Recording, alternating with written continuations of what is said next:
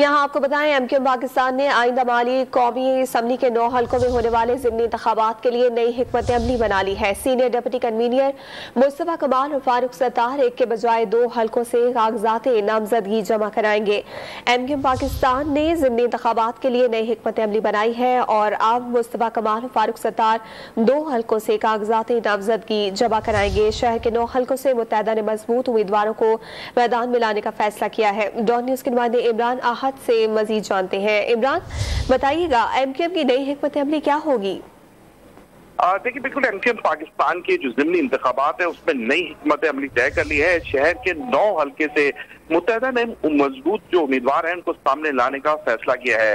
MQM Pakistan के अहम रहनुमा को 2 हल्कों से फार्म जमा कराने की हिदायत की है, जबकि जराई ने यह भी बताया कि सीनियर डिप्टी कन्वीनर है सैयद मुस्तफा कमाल और डॉक्टर फारूक सत्तार वो एक के बजाय 2 हल्कों से कागजात नामजदगी जमा कराएंगे।